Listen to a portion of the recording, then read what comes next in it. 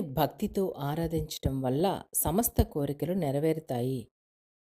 మాతంగి సాధన విధానం. మాతంగి సాధన ఒక నిర్దిష్ట పద్ధతిలో చేయాలి. ఈ సాధనలో మంత్రజపం, ధ్యానం మరియు ఇతర తాంత్రిక పద్ధతులు ఉంటాయి. గురువు యొక్క మార్గదర్శకత్వం. ఈ సాధనను ప్రారంభించే ముందు సమర్థుడైన గురువు నుండి దీక్ష తీసుకోవటం చాలా ముఖ్యం. వారి మార్గదర్శకత్వంతోనే ఈ సాధన చేయటం ఉత్తమం. మంత్రజపం. మాతంగి మాత మంత్రాలను జపించటం ఈ సాధనలో ప్రధాన భాగం. మంత్రము గురుముఖత స్వీకరించాలి, అందుకని ఇక్కడ తెలుపబడలేదు. మాతంగి సాధన సంఖ్య. మాతంగి సాధన యొక్క పునశ్చరణ 1,25,000 అని చెబుతారు. ఇది పూర్తి చేసిన తర్వాత దశాంగ హవనం.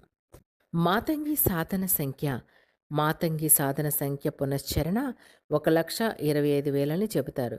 ఇది పూర్తి చేసిన తర్వాత దశాంశ హవనం, తర్పణం వంటివి చేసి బాలికలకు భోజనం పెడితే మాతంగి సిద్ధి లభిస్తుందని చెబుతారు. పురాణ కథనం. మాతంగి మాత మూలం నుంచి ఒక ఆసక్తికరమైన కథ ఉంది. మాతంగి ఋషి ఒక్కసారి అన్ని జీవులను నియంత్రించాలని కోరుకుని తీవ్రమైన తపస్సు చేశారు. దాని ప్రభావంతో ఒక అందమైన నల్లజాతి స్త్రీ రూపంలో ఒక శక్తి ఆకర్షించబడింది. ఆ శక్తికే మాతంగి అని పేరు పెట్టారు. ఆమె సిద్ధి ద్వారా వాక్శుద్ధి లభిస్తుందని ప్రతీతి. గమనిక. ఈ సాధన చాలా శక్తివంతమైనది కాబట్టి దీన్ని పూర్తి నమ్మకంతో, భక్తితో మరియు కఠినమైన నియమాలను పాటిస్తూ చేయాలి.